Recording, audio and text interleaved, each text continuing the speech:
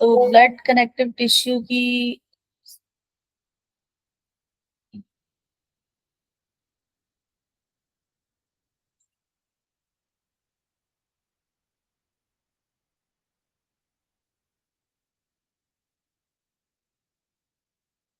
तो उसको हम कनेक्टिव टिश्यू या संयोजी ऊतक भी कहते हैं, है ना। और इसको जूम करूं, हमारे ब्लड का जो पीएच कितना होता है, पीएच हमारे ब्लड का होता है 7.35 से लेके 7.45 के बीच में। ठीक है। मैडम पीएच क्या होता है? हाँ, पीएच क्या होता है, कौन बताएंगे? मैम पीएच ये जो है हमारे कलर मेजरमेंट होता है। जैसे पीएच लेवल जब 7 से डाउन होते जाता है तो उसका एसिड बढ़ता जाता है मैम, रिएक्शन। अगर कोई भी चीज, एक ये मापन है हमारे किसी भी चीज को जानने के लिए, जहां पर जो हमारे कुछ मतलब लिविंग बीइंग में ही हम ज्यादातर हम कहते हैं, या कुछ नॉन लिविंग बीइंग में भी हमारे, क्योंकि एसिड है या एल्कलाइन है, तो उसको जानने के लिए कि कोई भी चीज जो है उसके अंदर जो है अम्ल तत्व ज्यादा है या क्षारीय तत्व ज्यादा है और कितना है, तो ये जानने के लिए हमारा एक पीएच स्केल होता है बेसिकली। उसमें अलग अलग लेवल पे ही हमें पता चल जाता है कि उसके अकॉर्डिंगली कि क्या किस चीज का लेवल कितना है।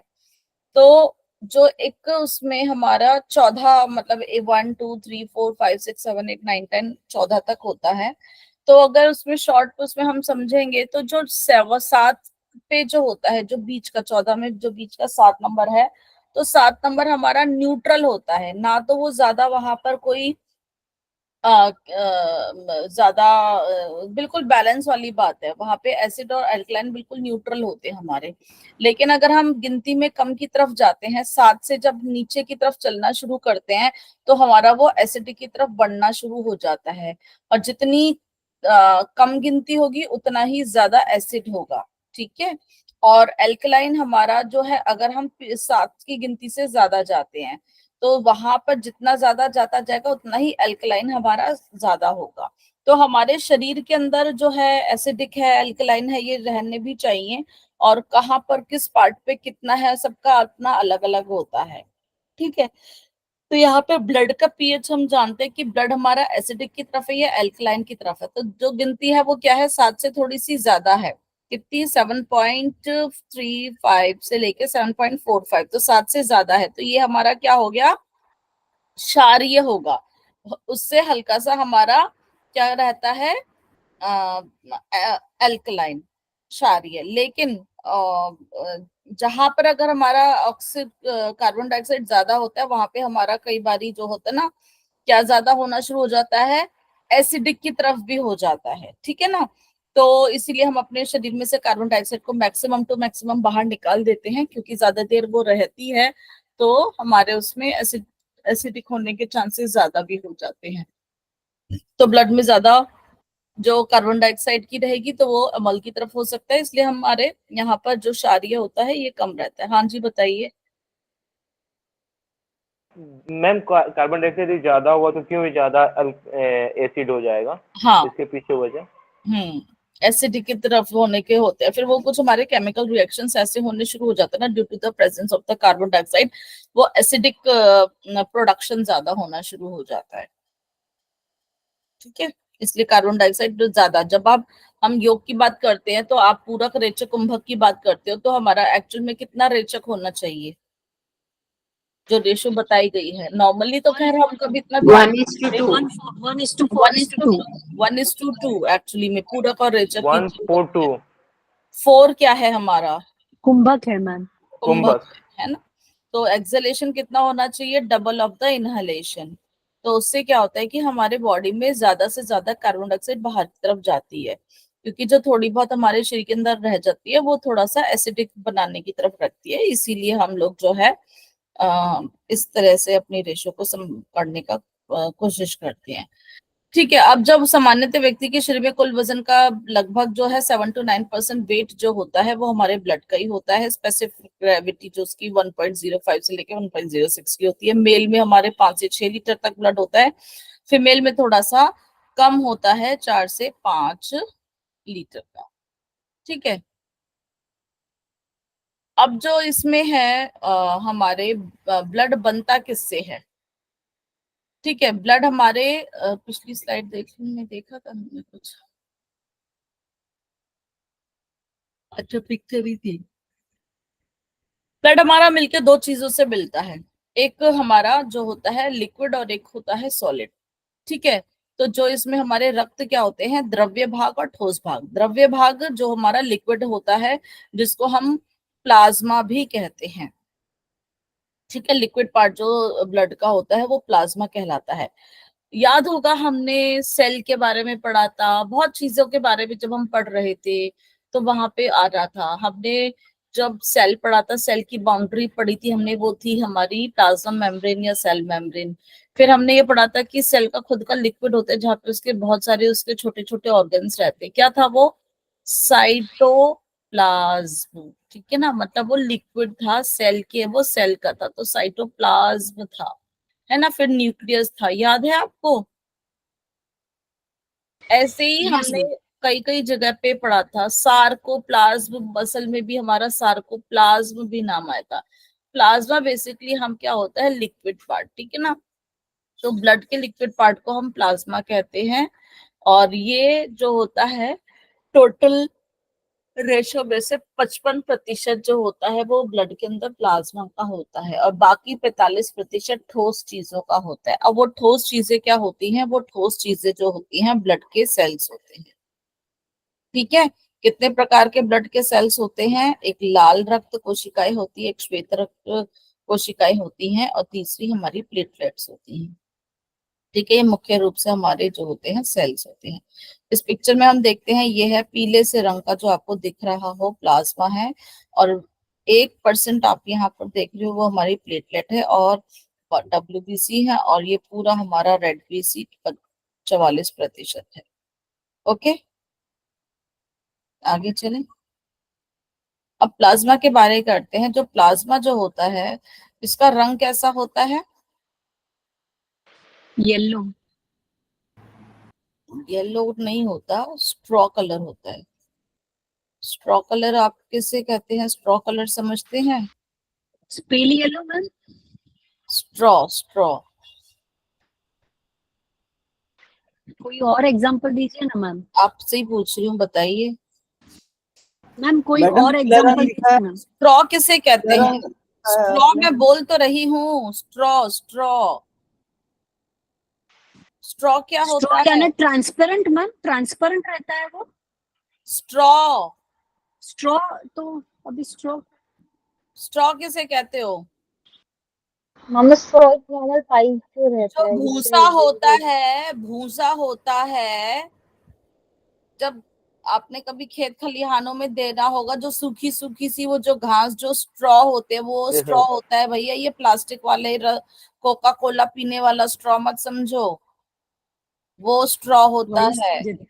वो देखा है ना, उसका रंग जो होता है हल्का सा हल्का पीला सा सा पीला होता है भुने मैम। हुए। भूसा यस, कहते हैं जी मैम उसको, मैम। भूसा भूसा। कह लो, भूसा। मैं अंग्रेजी में स्ट्रॉ बोल रही थी। सबका दिमाग जो है रंग बिरंगे कोका कोला पीने मैम वाले स्ट्रॉ इंग्लिश पे। ना, उसको इंग्लिश में नहीं पता क्या कहते हैं, इसलिए कंफ्यूज हो गए थे। हाँ हाँ, मैंने भी जानबूझ के इसीलिए बोला था ताकि आप समझ जाओ, अब याद रहेगा आपको।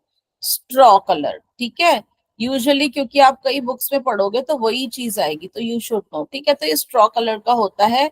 और ये भी किन चीजों से मिलके बना होता तो है? मैडम कलर तो पीला पीला ही हुआ ना, कलर तो फिर भी मैडम भैया इसका कलर ऐसा पीला ही है तो कि होता अब है। वही पीले के बहुत सारे होते हैं, लेकिन एक होता है जो हल्दी वाला पीला, एक चटकदार पीला, एक नींबू वाला पीला। पीले के भी बहुत वैरायटी होती है, इसलिए मैंने खास तौर पे क्लियर करा है स्ट्रॉ कलर का।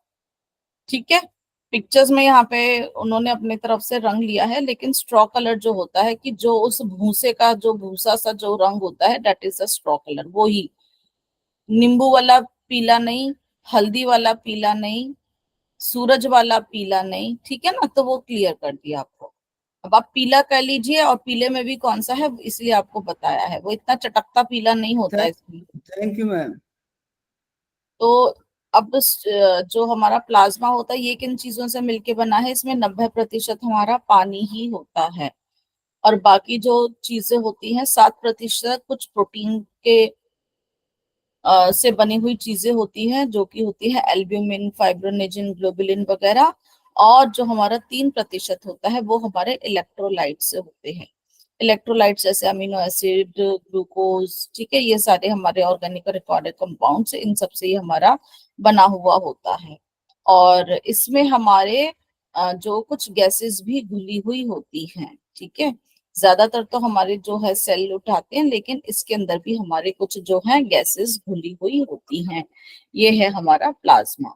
अब प्लाज्मा के बाद, हाँ, प्लाज्मा के अंदर जो हम अभी प्रोटीन्स देख रहे थे ना 7%, तो प्रोटीन्स एल्ब्यूमिन, ग्लोबुलिन, फाइब्रोनेजिन, ये मुख्य रूप से हमारे प्लाज्मा प्रोटीन्स बोलते हैं हम इनको।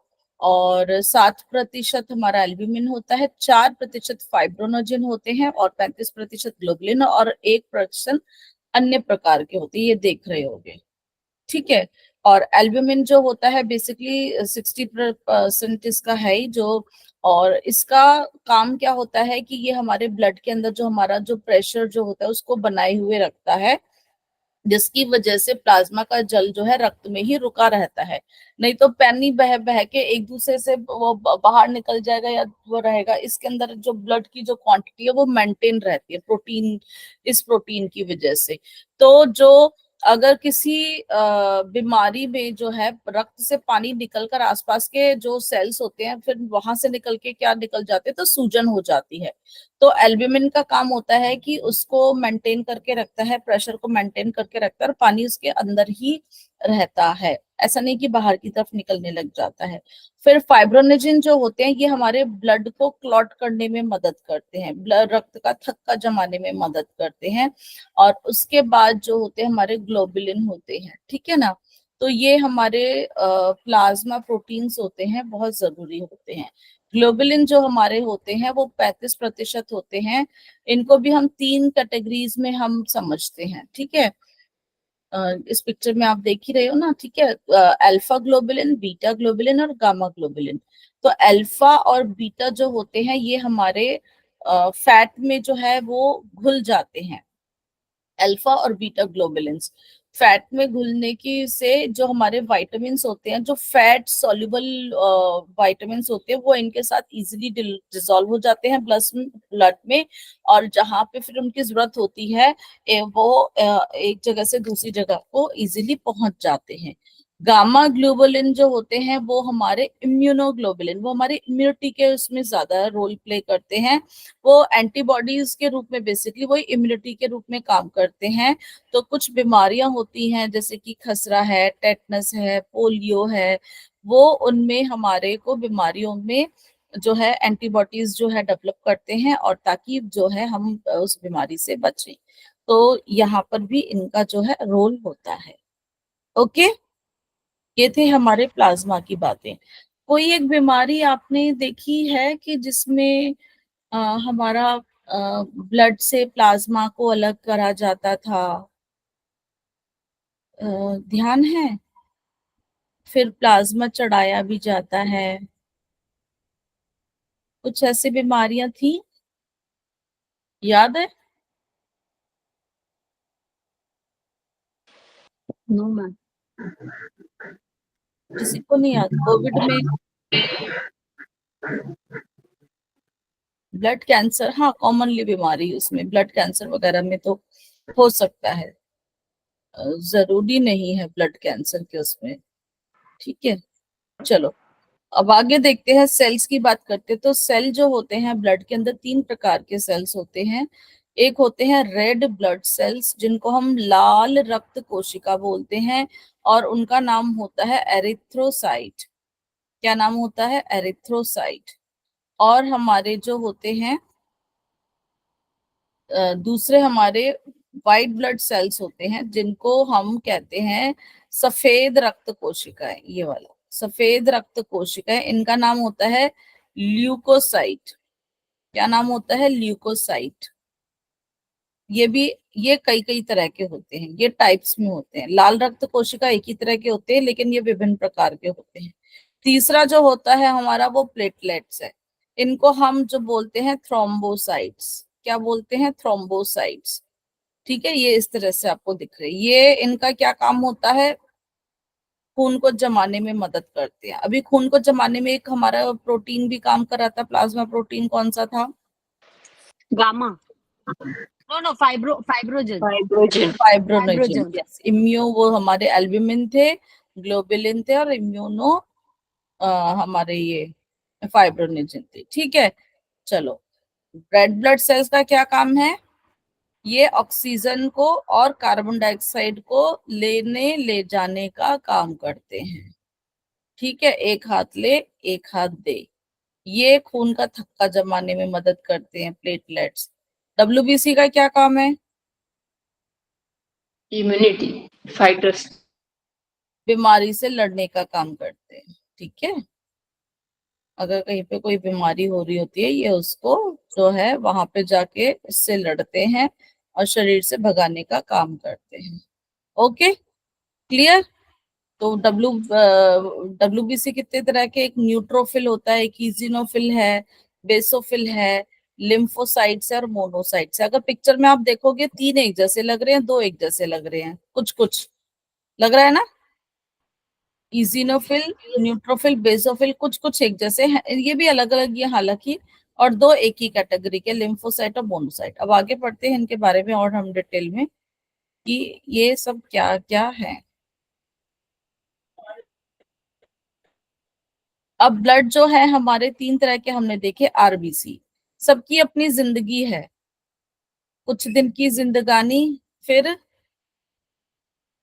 क्या है वो गाना कि भाई फिर कहाँ जाना। ठीक है ना, तो आरबीसी की भी अपनी कहानी है, काम करते रहते हैं लेकिन एक दिन इनका भी अंत होता है। तो इनकी कितने दिन की जिंदगी है? 120 दिन की। कितने दिन की है? 120 दिन की। कई बार ये क्वेश्चन आता है। और इनकी जो है जिंदगी की गिनती के बाद इनकी खुद की भी गिनती है। तो ये हमारे जो है सेल्स जो होते हैं, कितने होते हैं हमारे शरीर में? ब्लड तो पूरे शरीर में ही हो रहा है, तो इसको हम देखते हैं कि 1 जो हमारे प्रति घन मिलीमीटर, 1 मिलीमीटर जो एरिया में हमारे कितने होते हैं? 40 से 60 लाख। कितने हैं? 40 से 60 लाख, इतने ये हमारे जो हैं ब्लड सेल्स हैं। फिर है डब्ल्यूबीसी। डब्ल्यूबीसी को हम क्या कहते हैं? ल्यूकोसाइट्स। इनकी कितनी जिंदगी है? 13 से 20 दिन। ठीक है, 13 से 20 दिन। इनकी कितनी गिनती होती है? ये 4000 से लेके 11000 तक जो होते हैं प्रति मिलीमीटर के एरिया में पाए जाते हैं। इन दोनों के रोशे में क्या होता है? आरबीसी और डब्ल्यूबीसी देखेंगे, अगर एक डब्ल्यूबीसी होता है तो वहां पर हमारे 600 आरबीसी पाए जाते हैं। ठीक है, थर्ड है हमारे प्लेटलेट्स। प्लेटलेट्स को हम क्या कहते हैं? थ्रोम्बोसाइट्स। थ्रोम्बोसाइट्स की कितनी जिंदगी है? 5 से 9 दिन है। और इनकी जो कितनी है वैल्यू? 1.5 लाख से लेके 4 लाख तक प्रति मिलीमीटर एरिया में। प्लेटलेट्स का सुना है, अगर ये कम हो जाते तो कहीं पे क्या होगा?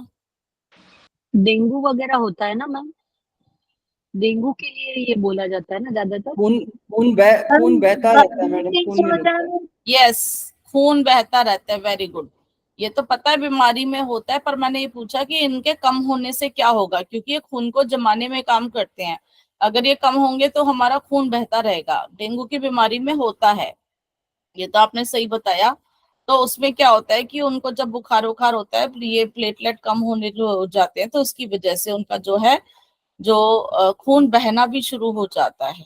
ठीक है ना, खून बहना जमता नहीं है कहीं से, अगर उनको उनके जो है लेयर जो है पतली हो जाती है और वो फिर इस तरह से बहना शुरू हो जाता है, दिक्कत होती है। तो आरबीसी में जो क्या होता है, आरबीसी में प्रेजेंट होते हैं हमारे हीमोग्लोबिन। हीमोग्लोबिन भी एक तरह का प्रोटीन होता है। कौन सा प्रोटीन होता है? Heme plus globin. तो हीम तो हमारा होता है आयरन और ग्लोबिन होता है प्रोटीन। तो हमारा हीमोग्लोबिन बेसिकली जो हमारा यहाँ पर ग्लोबिन उसमें 5% होता है, और हीम जो होता है वो हमारा 95% जो कि बनता है आयरन से।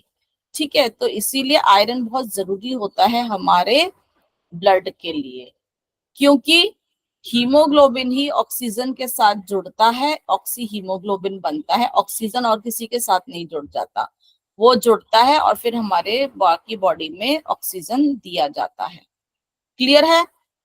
अब हम बात करेंगे WBC की। WBC जो है हमारे 2 प्रकार के होते हैं, मैंने बोला था ना, इनकी पिक्चर को देख लो। वैसे ये कितने थे? 5 थे, न्यूट्रोफिल, इजोफिल, बेसोफिल, और 2 थे लिम्फोसाइट, मोनोसाइट। अब इसमें इनको हम देखते हैं तो WBC 2 कैटेगरी में डिवाइड होते हैं। एक होते हैं ग्रैनुलोसाइट्स, एक होते हैं ए ग्रैनुलोसाइट्स। ग्रैनुलोसाइट्स और ए ग्रैनुलोसाइट्स। ग्रैन्युलो मतलब यहाँ पे ग्रेन्यूल्स होते हैं। तो कैसे ग्रैन्यूल्स है ये आप देख रहे होगे यहाँ पर, इनमें dot dot dot dot dot dot देख रहे हैं ना, ये डॉट डॉट डॉट डॉट है ना। इनमें जो लिम्फोसाइट्स और मोनोसाइट्स हैं, इनमें देखो बीच में कोई भी डॉट नहीं है। देख रहे हो इनके प्लाज्मा में, है ना। इसलिए इनका नाम क्या है? पहले वालों का ग्रैन्युलोसाइट्स, और जो दूसरे हैं उनका क्या नाम है? ए ग्रैनुलोसाइट्स। अब ग्रैनुलोसाइट्स वाले में इनके जो प्लाज्मा में ग्रेन्यूल्स दिखते हैं, और ये होते हैं, एक होता है न्यूट्रोफिल, दूसरा इजिनोफिल, और इनका तीसरा होता है बेसोफिल।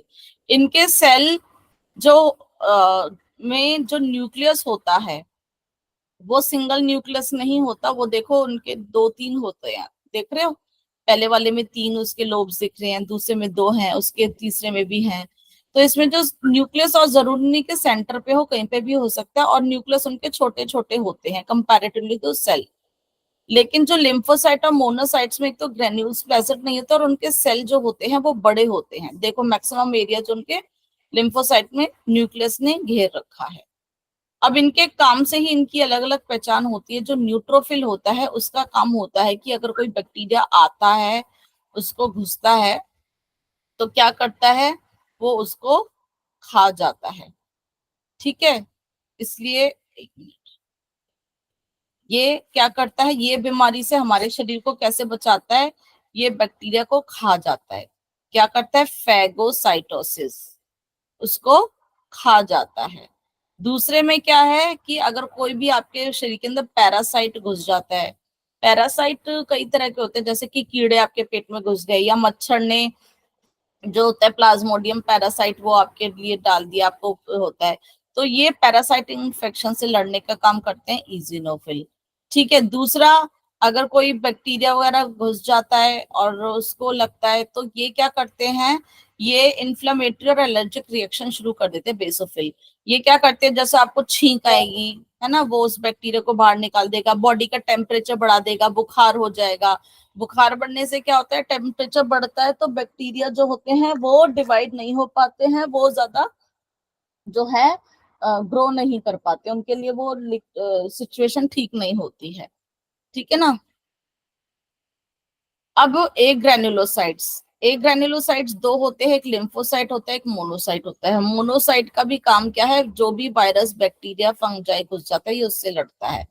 फिर है लिम्फोसाइट। लिम्फोसाइट्स भी हमारे शरीर के अंदर जो है रोग प्रतिरोधक क्षमता में ही काम करते हैं। ये 3 तरह के होते हैं, B lymphocyte, T lymphocyte, natural killer cell. तो बी लिम्फोसाइट ये हमारी बेसिकली बोन मैरो में जो डेवलप होते हैं, और इसलिए इनको बी लिम्फोसाइट्स बोला जाता है मैरो की वजह से। टी लिम्फोसाइट्स हमारे थाइमस ग्लैंड से डेवलप होते हैं, काम इन सबका इम्यूनिटी में ही है। और फिर एक होते हैं नेचुरल किलर सेल्स। क्लियर है? ठीक है। यहाँ देखिए, मैम टी लिम्फोसाइट आपने कहाँ कहा? थायराइड का होता थाइमस है? थाइमस थाइमस, थाइमस, थायराइड नहीं, थाइमस। तो WBC को 2 वर्गों में विभाजित किया गया है। एक है कणिकीय श्वेत रक्त कोशिकाएं, जिनको हमने अभी बताया था ग्रैनुलोसाइट्स। एक है अकणिकीय श्वेत रक्त कोशिकाएं, जो होती है एक ग्रैनुलोसाइट्स, एक ग्रैनुलोसाइट्स। ग्रैनुलोसाइट्स हमने देखा 3 प्रकार के थे, न्यूट्रोफिल, इजोनोफिल और बेसोफिल। न्यूट्रोफिल सबसे ज्यादा होते हैं, 60 to 70%। इसिनोफिल जो होते हैं वो 1 से 6% तक होते हैं, और बेसोफिल इक्का दुक्का ही होते हैं, 0 to 1% ही होते हैं। ए ग्रैनुलोसाइट्स 2 प्रकार के थे, लिम्फोसाइट जो कि 20 से 30% होते हैं, और मोनोसाइट सिर्फ 3 से 5% होते हैं। न्यूट्रोफिल जो था सबसे पहला, और मोनोसाइट, इनको क्या होता है? इनको फैगोसाइटोसिस की वो क्षमता होती है। न्यूट्रोफिल्स जो होते हैं ये भी, कोई भी आएगा बैक्टीरिया, वायरस, उसको खाने की क्षमता करते हैं, और मोनोसाइट भी। ठीक है। और लिम्फोसाइट्स ये एंटीबॉडीज डेवलप करके हमारी बॉडी के अंदर जो है क्या करते हैं, इम्यूनिटी डेवलप करते हैं। ठीक है, इम्यूनिटी का सबको पता ही है। अभी कुछ वो बीमारियां आई थी, हम सब अपनी इम्यूनिटी को बढ़ाने में लग गए थे। कौन सी बीमारी थी? COVID. हाँ, सबने बहुत उपाय करने शुरू कर दिए थे ना, स्ट्रॉन्ग बनाना शुरू कर दिया था अपने इम्यूनिटी सिस्टम को। अब है तीसरे हमारे लिम्फोसाइट्स। लिम्फोसाइट्स को हम थ्रोम्बोसाइट्स भी कहते हैं। इनका क्या काम होता है, ये रक्त का थक्का बनाने की प्रक्रिया में मदद करते हैं हीमोस्टेसिस में। तो बेसिकली क्या होता है, ये देखो इस तरह से लाल बहुत दिख रहे हैं, फिर इक्का दुक्का आपको WBC इस पिक्चर में दिख रहे होंगे, और आपको फिर प्लेटलेट्स भी दिख रहे हैं। तो लिवर में हमारा जो हमारा बनता है, हिपेरिन बनता है बेसिकली, और हिपेरिन एक्टिव रहता है तब तक ब्लड क्लॉट नहीं होता। हिपेरिन की वजह से हमारे ब्लड के अंदर हिपेरिन नाम का एक पदार्थ रहता है, जिससे नहीं तो हमारा खून जो हमारी नालियों में ही जमना शुरू हो जाएगा, है ना। तो लेकिन उसको वहां नहीं जमना होता, बाहर आ जाता है तो उसको जमने के लिए देते हैं, क्योंकि हमारे अगर नहीं तो फिर वहां से बहता रह जाएगा, है ना। तो ब्लड के अंदर हमारा हेपेरिन प्रेजेंट रहता है, जो कि हमारे खून के जो नाली के अंदर हमारे ब्लड को जो है वो जमने नहीं देता। तो ब्लड की क्लॉटिंग जब होती है, मान लो कोई कट लग गया या कहीं पे कुछ ऐसा बात हो गई जहां से ब्लड बाहर आ रहा है, उसको क्लॉटिंग की आवश्यकता है, तो कैसे होता है, 4 स्टेप में। पहले जो डैमेज जो प्लेटलेट हैं एंड टिश्यू सेल्स क्या करते हैं वहां पर, वो थ्रोम्बोप्लास्टिन एक जो है पदार्थ छोड़ देते हैं। थ्रोम्बोप्लास्टिन क्या करता है, वो एंजाइम्स जो एक बनाता है, जिसको हम कहते हैं थ्रोम्बोकाइनीज। थ्रोम्बोप्लास्टिन से क्या बना, थ्रोम्बोकाइनीज एंजाइम। अब ये एंजाइम जो होता है, वहां जो हमारे ब्लड में कैल्शियम के साथ जुड़कर क्या बनाता है, प्रोथ्रोम्बिन, जो इनएक्टिव स्टेज में होता है ब्लड के अंदर, उसको एक्टिव बना देता है, थ्रोम्बिन में कन्वर्ट कर देता है। जो थ्रोम्बोकाइनीज होता है वो कैल्शियम के साथ मिलकर जो प्रोथ्रोम्बिन को थ्रोम्बिन में बदल देता है। फिर वो जो प्रोथ्रोम्बिन और फाइब्रोनेजन पढ़ा था ना, हमारे प्लाज्मा में प्रेजेंट था एक सॉल्युबल प्रोटीन, तो थ्रोम्बिन और फाइब्रोनेजन ये हमारे मिलके एक जाल बनाना शुरू कर देते हैं, fibrin network of fibrous material.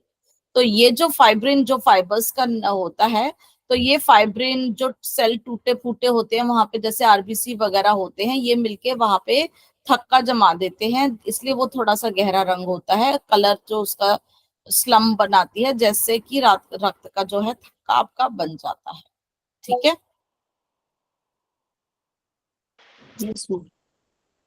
Ma'am ये एक बार फिर से बता दीजिए मैम, ब्लड हाँ। क्लॉटिंग की प्रोसेस। प्रोथ्रोम्बिन होता है हमारी प्लेटलेट्स के अंदर, वो कैल्शियम से मिलकर थ्रोम्बोप्लास्टिन बनाता है। थ्रोम्बोप्लास्टिन एक हमारा एंजाइम बनाता है, थ्रोम्बोकाइनीज। वो थ्रोम्बोकाइनीज कैल्शियम के साथ मिलकर एक्ट करता है किसके ऊपर, प्रोथ्रोम्बिन के ऊपर। वो प्रोथ्रोम्बिन को बदल देता है थ्रोम्बिन में। फिर जो थ्रोम्बिन जो होता है, वो जो फाइब्रोनेजन के साथ मिलकर क्या बनाते हैं, फाइब्रिन बनाते हैं। तो फाइब्रिन पॉलीमर्स में फिर जो बना, और जो उधर के हमारे रेड ब्लड सेल्स वगैरह ये सब मिलके क्या बना देते हैं, वहां पर एक थक्का जमा देते हैं। ठीक है, तो ये इस पे क्यों आ गया, अच्छा चलो जी, ब्लड की कहानी अब खत्म होती है। अभी दोनों इनकी स्लाइड थोड़ी सी गड़बड़ है, मैं ही भूल गई थी। चलिए वापस अब हमने हृदय पे आ जाते हैं। अब ये जो ब्लड जो है ना, ये हमारे पूरे शरीर में से घूमता है और फिर हमारे हृदय में आता है। तो हमारा हृदय में जब ये ब्लड अंदर आता है और हृदय से बाहर जाता है, तो ये एक पूरा चक्र होता है, इसको हम कहते हैं हृदय चक्र। तो जब हृदय स्पंदन में, जब हमारा हृदय जब धड़कता है, जब वो कॉन्ट्रैक्ट होता है, और फिर उसके फैलने से लेके फिर दूसरे कॉन्ट्रैक्शन, जो भी उसका जो हमारा स्पंदन होता है, उसके बीच में जो पूरा एक घटना चक्र होता है, वही हमारा हृदय चक्र होता है, कार्डियक साइकिल इसको कहते हैं। इसमें क्या होता है कि हमारे दोनों एट्रियम और दोनों वेंट्रिकल जब वो सिकुड़ते हैं और फैलते हैं, तो इस बीच में ही हमारे हृदय के अंदर गतिविधियां होती हैं। तो हृदय हमारा सिकुड़ता भी है और हृदय हमारा फैलता भी है। तो इस सिकुड़ने और फैलने का जो हमारे हृदय का है, इसको हम कार्डियक साइकिल कहते हैं। तो यहाँ पर जब हृदय हमारा सिकुड़ता है, सिकुड़ने, जब उसको हम क्या बोलते हैं, उसको हम बोलते हैं सिस्टोल। यहाँ पे देखिए, ठीक है, ये दिख रहा है, उसको कहते हैं सिस्टोल। और जब हमारा हृदय जो है फैलता है, शिथिल होता है, रिलैक्स होता है, उसको हम बोलते हैं डायस्टोल। ठीक है, मतलब वापस जो अपनी स्थिति में आ जाता है, उसको हम बोलते हैं। तो एक हृदय में जब 1 मिनट में हमारा दिल कितनी बार धड़कता है, मतलब कितनी बार जो सिकुड़ा और फैला, उसको ही हम क्या बोलते हैं, कार्डियक साइकिल। तो 1 मिनट में हमारा दिल कितनी बार धड़कता है, 72 बार। ठीक है, 70 कि 60 सेकंड में हमारा हार्ट जो है वो 72 टाइम्स जो है वो धड़कता है। तो अगर ये जो 1 मिनट के उसमें हम 60 से करेंगे, तो 72 को जब हम 60 से डिवाइड करेंगे, तो हमारी एक धड़कन का समय आ जाएगा। तो एक धड़कन का जो समय आता है वो आता है 0.8 सेकंड। तो हमारी एक धड़कन को 1 सेकंड से भी कम समय लगता है। क्लियर? ओके।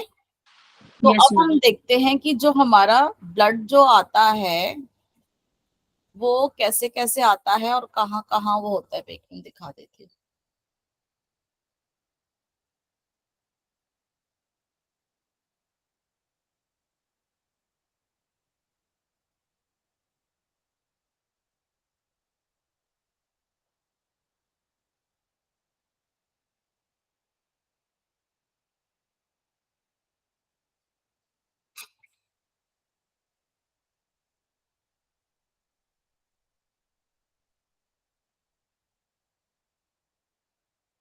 जब हमारा जो है, यहाँ पर आप देख रहे होगे, जब हमारा रिलैक्स है दिल, ठीक है, जब हमारा दिल रिलैक्स होता है तो दोनों ही चैम्बर्स जो होते हैं उस समय रिलैक्स होते हैं।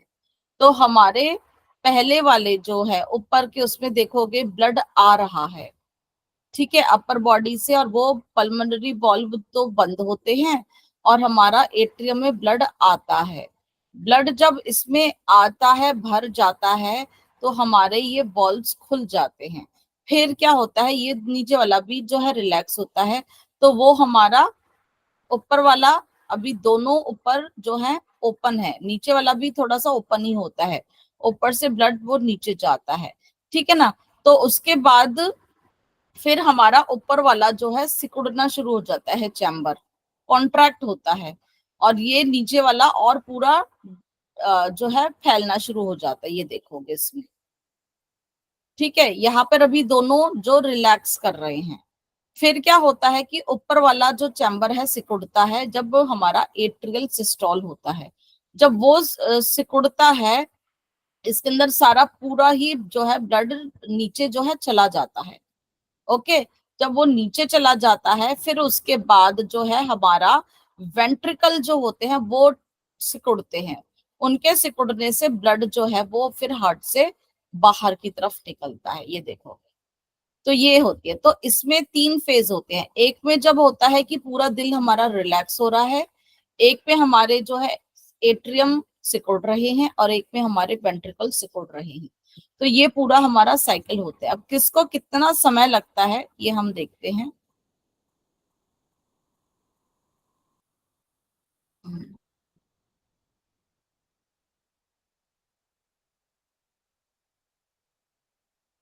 तो जब हमारा जो दिल जो है वो रिलैक्स हो रहा था, तो वहां पर हमारा पूरा जो टाइम होता है कंप्लीट कार्डियक डायस्टोल, ठीक है, वो था हमारा 4 सेकंड का। ओके, फिर इस समय जो थे, फिर हमारे ऊपर हमारे एट्रियम ने सिकुड़ा, लेकिन जब वो सिकुड़ रहे थे, है ना, तो हमारे वेंट्रियम उस समय डायस्टोल कंडीशन में ही थे। ओके, फिर उसके बाद जब ब्लड पूरा जो है वेंट्रिकल में चला गया, फिर वेंट्रिकल जो है सिकुड़ना शुरू हुए। तो वेंट्रिकल सिकुड़ने में टाइम लिया 0.3 सेकेंड, और ये हमारे 0.4 सेकेंड कार्डियक सिस्टोल के। तो अगर हम ये पूरा टाइम देखेंगे तो इसे कैलकुलेट करेंगे तो 0.8 सेकंड में ये हमारा पूरा एक दिल की धड़कन में हमारा पूरा एक ये हार्ट साइकिल बन गया। ओके, क्लियर है? तो जॉइंट कार्डियक डायस्टोल में पूर्व हृदय अनुसंधान कितना होता है? 0.4 सेकंड। उसके बाद इस समय आलिंद और निलय दोनों शिथिल रहते हैं। जब आलिंद जो होता है वो सिकुड़ता है तो उसमें वो टाइम लेता है 0.1 सेकेंड। फिर उसके बाद जो है हमारा ये डायस्टोल में आ जाता है और ये हमारा कॉन्ट्रैक्ट हो रहा होता है वेंट्रिकल, ये 0.4 सेकेंड। हाँ जी, कुछ पूछ रहे हैं सौरभ जी?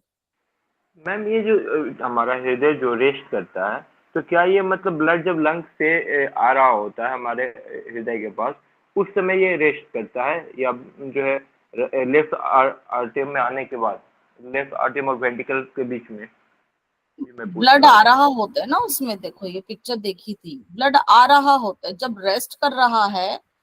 ये देखो, एक मिनट इसको,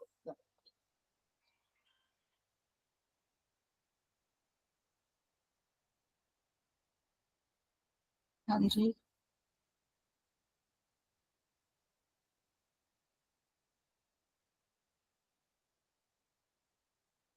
ये देखिए इस पिक्चर में, है ना? रुको एक बार इसको थोड़ा zoom करो। एक्चुअली मैम सवाल ये है कि क्या जब हार्ट रेस्ट करेगा ब्लड तभी आएगा क्या, ये सवाल है मेरा। हाँ बिल्कुल, जब कोई चीज फैली हुई होगी तभी तो उसके अंदर कोई चीज अंदर आएगी ना। Right right. अगर सिकुड़ी हुई होगी, वो पहले खुद ही सिकुड़ रही है। आपका जो है कमरा है, आपके कमरे के अंदर जो है खाली कमरा है, आपको नया फर्नीचर, नया क्या कुछ भी कुछ रखना है, सामान रखना है, फर्नीचर रखना है, खाली होगा तभी तो रखोगे। अगर पहले से ही सामान ठसाठस भरा हुआ है, आप लेके और नया सोफा ले आते हो, नई अलमारी ले आते हो, कहाँ रखोगे उसे? नहीं रख पाओगे ना। भरा हुआ है तो भरे हुए में तो कुछ भी नहीं घुस पाएगा, वो तो पहले से ही भरा हुआ है। जो चीज खाली होगी, रिलैक्स होगी, रिलैक्स जो है मतलब वो ढीला है, उसके अंदर भर रहा है, फिर वो कॉन्ट्रैक्ट हुआ तो जो अंदर का सामान है वो बाहर की तरफ निकाल रहा है। ये डायस्टॉल है। दोनों ही उस समय शिथिल अवस्था में होते हैं। 0.4 सेकंड का ये जो टाइम चल रहा है, ठीक है। हाँ इसके मैम, अब बाद समझ में आ गया। एट्रियम ने 1 सेकंड के लिए जो है, मैम रेस्ट मीन्स इंसुल, एक मिनट, इनहेल का वक्त, इनहेल एक्सहेल की क्या बात हो गई? हेलो, मैम कैसे समझे उसे? हेलो, उसे समझे कैसे?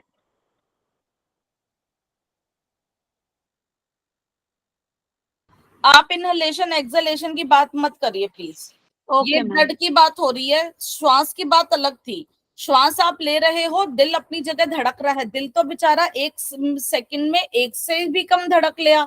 सांस तो आप लोगे 1 मिनट में 1 सांस लेने की प्रैक्टिस कर रहे हो, आप तो सांसों को तो बढ़ा रहे हो ना, है ना? और हमने क्या बात यस करी थी, सांस वो अलग जा रही हैं लेकिन ब्लड के अंदर जो ब्लड, वो ऑक्सीजन ब्लड कैरी करके जा रहा है। तो ये जो बाहर की सांस है ये सिर्फ लंग्स तक है। लंग्स के बाद ये मत सोचो कि ब्लड के अंदर अभी कोई भी गैस नहीं है, ब्लड के अंदर वो गैस जा चुकी है, वो अपना काम कर रहे हैं। आप सांसों के साथ इसका वो मत करिए, मेल मत करिए ना, उससे कंफ्यूज ही रहोगे। कोई सांस ओके। जल्दी जल्दी ले रहा है, कोई धीरे धीरे ले रहा है, लेकिन सबका हृदय एक ही गति से ही लगभग काम करता है। लगभग लगभग सभी नहीं का। मैम, अगर कोई बीमारी होती है अलग बात है, बच्चे हैं तो तेज है। हाँ जी बताइए। नहीं मैम मैडम, क्वेश्चन प्राणिक ये, बॉडी की बात कर रहे हैं, जो सांस हम ले रहे हैं उसकी बात नहीं कर रहे हैं। प्राणिक बॉडी भी तो है, प्राण ऑलरेडी है ना हमारी बॉडी, उस प्राण की बात कर रहे हैं। कौन बात कर उसका रहे हैं हार्ट, प्राण की? आप प्राण की क्या बात कर रहे हो अभी बताइए? नहीं नहीं, जो जैसे प्राण का स्पंदन हार्ट में भी तो होता है ना। देखिए अभी आप एनओटी पढ़ रहे हो, अभी हम योग का राइट कैलकुलेशन नहीं कर रहे हैं यहाँ पर। जब योग का राइट। पार्ट आएगा ना, उसके संदर्भ में उसको समझाया जाएगा। बट दिस नहीं इज मेरा, the medical point of view से आपको बता रहे कि एक्चुअल में आपका क्या होता है। आप अगर प्राण के पॉइंट ऑफ व्यू से बनाएंगे तो प्राण इज एक्चुअली, आप सिर्फ योग के ही मानते हो वैसे तो एग्जिस्ट नहीं करता, उसकी फंक्शनैलिटी के लिए आप नहीं समझ पाओगे ना। अगर हम अभी ह्यूमन बॉडी को ऑपरेट करते हैं, क्लियर करते हैं, तो जो चीज अभी चल रही है आप उसको ही तो समझोगे, है ना? तो मैं उसी हाँ, को ही समझाना चाह रही हूँ। आप चाहे प्राणों से समझो चाहे श्वास से समझो, लेकिन अभी यहाँ पर सिर्फ हम कार्डियक साइकिल की बात कर रहे हैं। उसके अंदर ऑक्सीजन है, वो अभी उस फिनोमिना को आप समझने का प्रयास करिए। अगर ओके कोई डीप इनहेल एक्सहेल करता है तो उसका हार्ट स्लो काम नहीं करेगा। इसका मतलब ये नहीं है कि उसने अगर 1 मिनट में एक सांस लिया है तो उसका दिल भी 1 मिनट में सिर्फ एक बार धड़केगा। उसका धड़कन जो नॉर्मल जो उसका फंक्शनिंग है हार्ट की, वो ही काम करेगी। क्लियर है? हाँ, आप जब डीप ब्रीदिंग करते हो आपका बॉडी रिलैक्स होती है, तो हाँ वो थोड़ा सा रिलैक्स जरूर करते हैं। इसका मतलब ये नहीं है कि वो इतना ज्यादा रिलैक्स करेगा। जब आप रात को सोते हो तो आपके दिल की धड़कन ऑब्वियसली थोड़ा सा रिलैक्सेशन पे आता है, that is a phenomenon, but normally की बात नहीं। तो मैं उस चीज को ही यहाँ पे जो नॉर्मल फिनोमिना है, आप पहले उन चीजों को समझिए, ठीक है? Okay ma'am, thank you. Ma'am किसी किसी का 72 से नीचे भी तो हार्ट बीट हो जाता है, हाँ, पर्सन टू जो है पर्सन, वही मैंने 65। बोला। नॉर्मली हम इस चीज को कंसिडर करते हैं, बच्चों में थोड़ा सा तेज होता है। बाकी किस एज का फैक्टर है, जेंडर का फैक्टर है, आपकी वर्किंग हैबिट्स का फैक्टर है, वो सब भी कंसिडर होते हैं।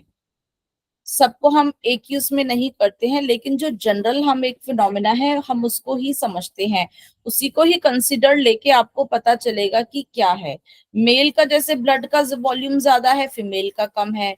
मेल का ऑब्वियसली हार्ट का ज्यादा होगा, वो ज्यादा मस्कुलाइन करते हैं, फिजिकल वर्क करते हैं, तो उनको थोड़ा सा ज्यादा एफर्ट्स पड़ेगा, ठीक है ना? तो वहां पे वो थोड़ा बहुत चेंजेस होंगे, वो हम पहले ही बता देते हैं। तो आप उनको तो कंसिडर करके रखेंगे ही। पर नॉर्मल जो अभी आपका है, अगर आप बोलोगे आपके प्राण आपके उसकी रिस्पॉन्सिबल है, आपकी ऑक्सीजन नहीं जा रही, अगर आप सांस रोके तो फिर भी दिल आपका धड़कता रहेगा बिकॉज ऑफ द प्रेजेंस, वो कॉन्सेप्ट को अभी हम यहाँ नहीं करेंगे। बिकॉज अभी हम योग की क्रियाओं का impact we are not studying, we are studying only the basic human anatomy and the physiology, and this is our syllabus.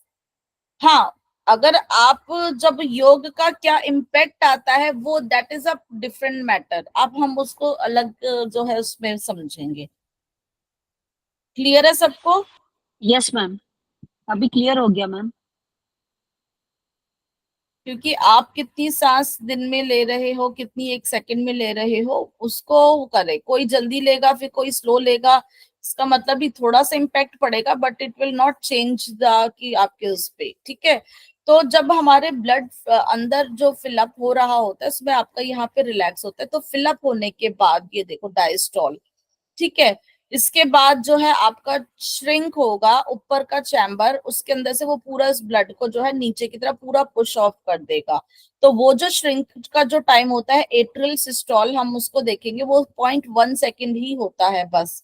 0.1 second में आप कभी अपने दिल को हाथ लग के आप थोड़ा सा सुनने का प्रयास करो, स्टेथोस्कोप से करो, तो आपको खुद समझ आएगा। आप अपने दिल पर रखो, बहुत जल्दी जल्दी ये काम होता है। 0.1 सेकेंड, आप सोचिए कितना शॉर्ट टाइम होगा कि आपका एट्रियम ने खाली कर दिया, फिर 0.4 सेकेंड में ये खाली कर देता है। टोटल 0.5 सेकेंड का ये आपका साइकिल चल रहा है रिलैक्सेशन का, ठीक है? ये हमने अभी इस पिक्चर में बात देखी थी, ठीक है? ये देखिए, तो टोटल अगर आप इसे काउंट करेंगे तो 4 और 1 5 और ये 3 हमारा हो गया 8। 0.8 सेकेंड में 0.8 सेकेंड में आपका पूरा इतना दिल, आपके दिल के अंदर ब्लड गया भी और निकल भी गया। आप ये देखो 0.8 सेकेंड में ही, ठीक है? अब नेक्स्ट पिक्चर को हम देख लेते हैं। अब ये है बात हम करेंगे कि हमारा जो है स्ट्रोक वॉल्यूम कितनी है, कि एक बार में एक कार्डियक साइकिल में आपके हृदय के अंदर, अब ये जो आपने कहा कि ब्लड आया भी और निकल भी गया, तो ब्लड आया कितना, ठीक है? ये हम देखेंगे। तो प्रत्येक जो निलय जो होता है, वेंट्रिकल होता है, आप उसमें हमारा 70 ml के करीब जो है आपका रक्त जो है पंप किया जाता है। इसको हम जो है क्या बोलते हैं, स्ट्रोक वॉल्यूम कहते हैं, ठीक है? और ये कि आपका निकल गया वेंट्रिकल से। और कार्डिक आउटपुट होता है, कार्डिक आउटपुट ये है कि आप 1 मिनट के अंदर जो आपका जो हुआ आपका वो टोटल कितना उसने ब्लड को करा, ठीक है, कितना टोटल उसने ब्लड आया और चला गया, टोटल वॉल्यूम हम देखेंगे। तो प्रत्येक उसमें हम अगर हम कार्डिक आउटपुट निकालते हैं तो आपका स्ट्रोक वॉल्यूम निकलेगा। स्ट्रोक वॉल्यूम है हमारा 70 ml। ठीक है, 70 ml जो है वो आपका निकला था सिर्फ हमारे किसे निलय के उससे। और हमारे एक जो है हार्ट रेट हमारा 1 मिनट में कितना है, 72 बार जो है धड़कता है। ठीक है ना, 1 मिनट में। तो 1 मिनट में हृदय हमारा 72 बार 72 टाइम्स तो धड़का। और एक हार्ट बीट में एक उसमें हमारा जो था कितना ब्लड वॉल्यूम गया, 70 ml। इसको कैलकुलेट करोगे तो 5 ml। तो आप ये देखो कि एक उसमें आपका पूरा 5 ml आपके जो है आपके जो 1 मिनट में जो है आपका पूरा ही ये है आपका 5 ml जो ब्लड है आपका पूरा ही आपका आया भी और चला भी गया, टोटल बॉडी का ब्लड वॉल्यूम। ठीक है, तो लेकिन अगर हमारा किसी को कोई भी हार्ट की बीमारी है, कुछ प्रॉब्लम होती है तो उसकी वजह से फिर ये प्रॉब्लम्स भी हो जाती है, चेंज हो जाते हैं। ठीक है, तो वहां से हम इन इन रेशो से कैलकुलेट करेंगे कि अगर किसी का दिल मान लो 90 बार धड़क रहा है, नॉर्मल तो 72 टाइम्स करता है, तो वह हम देखेंगे इसको क्यों ऐसा हो रहा है। मे बी उसके लिए नॉर्मल हो, लेकिन आप कंसिडर करोगे सारी चीजें तो उसको आप कंपैरिजन में आप देख पाओगे कि क्या वो उसके लिए नॉर्मल है या उसको कुछ बीमारी तो नहीं है। ठीक है, क्लियर। अगर किसी का जो है कार्डिक आउटपुट ज्यादा हो रहा है तो आप उसका मतलब उसका हार्ट रेट बहुत ज्यादा है या दोनों ही बढ़े हुए हैं, तो ये हमें नॉर्मल चीजों से देखते हुए हम किसी भी चीज को अपने किसी भी उसकी हम देख सकते हैं कि उसको कोई बीमारी तो नहीं है। हाँ जी, हैंड रेज किया किसी ने। मैम ये मैं पूछ रहा था कि जैसे हम एक बार मैम केस हिस्ट्री पर कि वर्कआउट जो ज़्यादा करते हैं जैसे लेबर क्लास, तो उसका 90 to 96 हो जाता है, ये ऐसा हाँ होता है क्या मैम? हाँ, हो जाता है ना। आप ज्यादा वर्कआउट कर रहे हो, आपको ज्यादा एनर्जी की जरूरत है, आप रेस में पार्टिसिपेट कर रहे हो और आपको मसल्स को ज्यादा एनर्जी की जरूरत है, तो कौन एनर्जी प्रोवाइड करेगा? ब्लड करेगा। आपको जल्दी जल्दी ब्लड की सप्लाई ज्यादा होती है तो दिल आपका तेजी से धड़कने लगेगा। दिल तेजी से धड़ेगा तो आपका जो है आपके हार्ट रेट बढ़ जाएगा। हार्ट रेट बढ़ेगा तो आपको कार्डिक आउटपुट भी ज्यादा बढ़ जाएगा, ऑब्वियसली बढ़ जाएगा। उसकी वजह से जो है आपको जो है अगर आप लंबे समय तक करते रहते और अपने बॉडी को अगर आपकी बॉडी कोप अप नहीं कर रही है, उसकी डिमांड्स को पूरा नहीं कर रही है, तो ये आपके लिए प्रॉब्लम हो सकती है। और नहीं तो कुछ देर आप दौड़े, सांस सभी का फूलता है, लेकिन उसके बाद आपने अपने आप ही फिर हमारी बॉडी उसको नॉर्मलाइज कर लेती है ना। बस खड़ी थी जी आपकी, मैम, जी मैम। मेट्रो थी, चलो मेट्रो निकल रही थी, दरवाजे आपने एकदम देखा, ओहो, आपने वहीं से थोड़ी सी दौड़ लगाई, अंदर गए, सांस भी क्योंकि ऑक्सीजन देगी, सांसें तो आपको ऑक्सीजन देंगी, दिल तेजी से धड़केगा, 2 मिनट आपको सीट मिल जाती है, आप बैठते हो, आप नॉर्मल हो जाते हो, आप फिर से नॉर्मल उसमें आ जाते हो, तो आपकी बॉडी अपने आप ही कोप अप कर लेती है। ठीक है, लेकिन कई बार होता है कि जिसकी बाकी की जो है वो उसको सराउंडिंग्स है, उसकी बॉडी उसको नहीं कोप अप कर पाती है, लंबे समय तक ऐसा होता है, तो फिर उसको प्रॉब्लम्स होनी शुरू हो जाती हैं। ये तो इट्स अ नॉर्मल फिनोमिना। आप भागते हो तो आपको एनर्जी की ज्यादा जरूरत है, ब्लड ही देगा, ब्लड कहाँ से लेगा? ऑक्सीजन सांसों से लेगा, सांस तेज हो जाएगी, ब्लड तेज हो जाएगा। कई लोग तो अननेसेसरी टेंशन में भी उनकी सांसें फूलने लग जाती हैं, बिकॉज ब्लड से ही वो सारा होता है ना।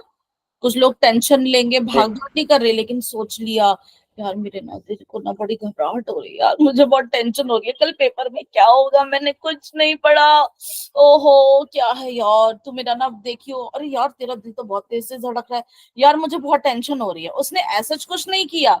तो ये भी होता है, ऐसा नहीं है कि मेंटल स्ट्रेस भी बहुत होता है। अरे मेरे तो पेट में धुपड़ धुपड़ हो रही है, मुझे कुछ नहीं है यार, कुछ होने वाला है यार, सब कुछ ठीक रहे, all these are the matters. तो स्ट्रेस जो होता है, फिजिकल या मेंटल स्ट्रेस, ये आपके कहीं ना कहीं बॉडी पे भी इम्पैक्ट डालता है।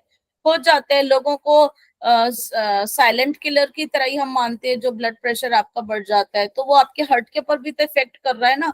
तो जिसको भी ब्लड प्रेशर की प्रॉब्लम होती है उसको बोलते हैं भैया अपने हार्ट का जरूर चेकअप करा ले। क्यों? क्योंकि वो प्रेशर तो क्रिएट हार्ट से हो रहा है, कि हार्ट के ऊपर तो कोई प्रॉब्लम तो नहीं आ रही है इतना जो अगर उसका हो रहा है। तो ये चीजें इंटर रिलेटेड है एक दूसरे से ही। कई बार किसी को सांस की ही दिक्कत है, सांस ही नहीं आता, तेजी से, क्योंकि मुंह खोल खोल के सांस ले रहे हैं, ऑक्सीजन चाहिए, उसकी नाक से प्रॉपर नहीं जा रही, लेगा लेगा उसका इम्पैक्ट रह रहा है, हार्ट के ऊपर लोड पड़ रहा है, और तो उसका भी इफेक्ट आना शुरू हो जाता है। हाँ जी नवनीता जी। मैम मैं एक बात पूछना चाहता हूँ आपसे, जैसे कि अभी आपने कहा कि हार्ट जब रिलैक्स होता है तो ब्लड लेता है, ब्लड सप्लाई भी करता है। और दूसरी तरफ अभी जो अभी आप बता रही हैं कि उसे जैसे कोई ज्यादा वर्कआउट करता है तो उसका जो है हार्ट बीट बढ़ जाती है, उससे ब्लड की ज्यादा जरूरत पड़ती है। तो इन केस में अगर ब्लड की ज्यादा जरूरत पड़ती है तो हार्ट रिलैक्स तो नहीं रह पाएगा, फिर कैसे ब्लड इंटैक्ट करेगा हार्ट? तो आप 24 घंटे थोड़ा ना वो सब अपने इतना स्ट्रेस देते रहते हो, कुछ क्षण की बात होती है, फिर आपकी बॉडी आपको खुद अलार्म कर देती है कि भैया अब बहुत हो गया, थोड़ा सा रिलैक्सेशन दे दो, तो आप अपने ओके। आप ही अपनी बॉडी को रिलैक्स दे देते हो। अब सारा दिन तो आप वेट नहीं उठाओगे, सारा दिन तो आप जिम नहीं जाओगे, इसीलिए हर हम्म। चीज का बैलेंस जरूरी है। और फिर जो ज्यादा इम्पैक्ट करते रहते हैं वो फिर एक्स्ट्रा अपनी बॉडी को ढालने के लिए कुछ और चीजों का इस्तेमाल करते हैं, जो कि नहीं आपके मैडम, पर। हाँ। नहीं क्वेश्चन ये है कि उस पर्टिकुलर टाइम में तो ब्लड चाहिए ना हार्ट को, जब हाँ तो ज्यादा ब्लड तेज दे हार्ट। रहा है ना वो। आप ऐसा थोड़ा है कि हमेशा ही आप कोई भी एक्सरसाइज करते हो तो हमेशा रिलैक्सिंग भी करते हो, भाग दौड़ भी करते हो, और जो कुछ भी है, ऐसा नहीं कि जिम वाले ही भाग दौड़। नहीं नहीं मैडम, मैं ये पूछ रहा एक्चुअली कि रिलैक्स नहीं है उस टाइम हार्ट, तो मतलब कोई कंडीशनिंग तो नहीं है ना कि हार्ट तभी लेगा जब रिलैक्स हार्ट लेगा? ऐसा नहीं रिलैक्स होके पड़ गया कि वो शवासन में पड़ गया, उसका रिलैक्सेशन सिर्फ इतना है कि वो उस समय डायलेट हो रहा है, वो ओके। रिलैक्सेशन का है कि वो डायलेट हो रहा है, वो सिकुड़ नहीं रहा, वो फैल रहा है, उसके अंदर ब्लड उसके अंदर भरा जा रहा है। That is the dilatation of the heart basically, मेरा रिलैक्सिंग कहने का मतलब ये है। ठीक ओके है। ओके, और thank you contract thank you. होगा तो वो बाहर निकालेगा ब्लड। रिलैक्सिंग का मतलब है कि उसके अंदर ब्लड उस समय उसके चैम्बर्स में भरा जा रहा है, जब वो कॉन्ट्रैक्ट होगा तो वो ब्लड बाहर की तरफ निकाल देगा शरीर को देने के लिए। तो this is the means. Relaxing का ये मतलब नहीं है कि वो कुछ काम नहीं करेगा, उसका कॉन्ट्रैक्शन, उसका ब्लड आ रहा ही नहीं रहा, जा ही नहीं रहा, वो बस सोया पड़ा। It's not like this.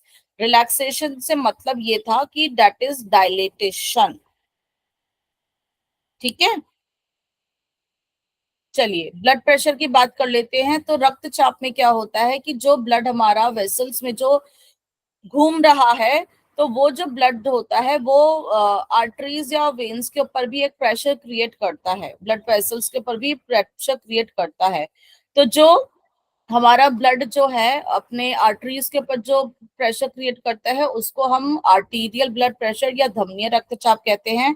और जब हमारी वेन्स में होता है तो वो हमारा वीनस ब्लड प्रेशर या शीरीय रक्तचाप भी हम उसको कहते हैं। तो हम सबसे ज्यादा जो है अपने दिल के पास वाली जो होती है रक्त वाहिनी, ब्लड कैपिलरी, उसका ही हम मेजर करते हैं ताकि हमें बहुत अच्छे से क्लियर पता चल जाए। करने को तो हम और कहीं जगह पे भी कर सकते हैं, लेकिन वहां से हमें बहुत ही बेस्ट चलेगा, क्योंकि जब हार्ट से निकलता है तो वो ज्यादा प्रेशर पता चलता है। तो हृदय के पास वाली रक्त वाहिनी में रक्त दबाव बढ़ जाता है और दूर वाली में थोड़ा सा कम होता है, ये है। तो धमनिया रक्तचाप जो होता है वो हमारा अधिक होता है, और शीरीय रक्तचाप क्योंकि हमारा कम होता है, क्योंकि ब्लड जो है आपका जो बाहर निकला था वो आर्टरी से निकला था, तो उस समय वो हार्ट के से ही पास होती है, इसीलिए हम उनको ही कंसिडर करते हैं। वीनस जो है बॉडी का ब्लड लेकर आ रही होती है, इसलिए उसको यूजुअली कम ही आएगा। ठीक है ना।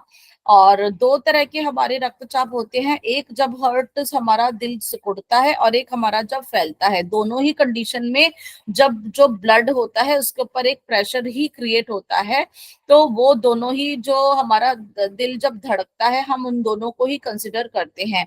तो जो हमारा सिकुड़ता है हार्ट, उसको हम सिस्टोलिक ब्लड प्रेशर कहते हैं, प्रकन उपचिंक रक्तचाप। और जब हार्ट हमारा रिलैक्स होता है उस समय भी हमारा जो ब्लड फ्लो हो रहा है, जब वो प्रेशर देता है उसको हम डायस्टोलिक ब्लड प्रेशर कहते हैं, अनुशिथिलन रक्तचाप। तो सिस्टोलिक जो है हमारा निर्लय प्रकुंचन के दौरान रक्त को महाधमनी में धकेलने के लिए निलय के संकुचित होने पर उत्पन्न अधिकतम दबाव है ना, सिस्टोलिक ब्लड प्रेशर की आपके जो थे वेंट्रिकल से आपका एट्रियम अयोर्टा की तरफ जो आपका गया था वहां पे वो जो प्रेशर क्रिएट होता है, या जो हमारा सिस्टोल होते हैं। उसके बाद जो हमारा एट्रियम से हमारा वेंट्रिकल की तरफ जब हमारे एट्रियम सिकुड़ते हैं वो और उस समय जो हमारा जो है नीचे वाला उस समय रिलैक्सेशन में जब होता है वो हमारा डायस्टोलिक ब्लड प्रेशर होता है। वही की जो हमारा हार्ट जो है वो उस समय डायस्टोलिक कंडीशन में है, मतलब रिलैक्सेशन या फैलने वाली स्थिति में है। ठीक है, तो ये दोनों हमारे होते हैं, इन दोनों का ही नॉर्मल प्रेशर हम देखते हैं और उसी से ही पता चलता है कि हमारा ब्लड ठीक है कि ब्लड प्रेशर ठीक है कि नहीं है। तो सिस्टोलिक ब्लड प्रेशर हमारा नॉर्मली 100 से 140 mm ऑफ एसजी के बीच में होता है। डायस्टोलिक हमारा जो होता है 70 से 90 के बीच में होता है। तो ये ऊपर वाला हम प्रेशर इसको बोल देते हैं, नीचे वाला यूजुअली ऊपर वाले को हमारा कंट्रोल रहना चाहिए, दोनों का ही ठीक होना चाहिए वैसे। और इसको हम पहले के जो मापने वाला यंत्र होता था उसको हम बोलते थे स्फिग्मोमैनोमीटर, क्योंकि वो मरकरी का पारा जो चढ़ता था उतरता था, तो इसीलिए इसके में जो यूनिट्स होते हैं millimetre of Hg. Hg mercury का होता है, आजकल डिजिटल वाले आ चुके हैं वैसे। तो ये हमारा ब्लड प्रेशर के बारे में। तो आज हमारा ब्लड सर्कुलेटरी सिस्टम के बारे में पूरा चैप्टर हो गया है। तो अभी किसी का कोई डाउट कोई क्वेश्चन है तो पूछ लीजिए। मैम ये जो हिंदी में है, हेलो मैम,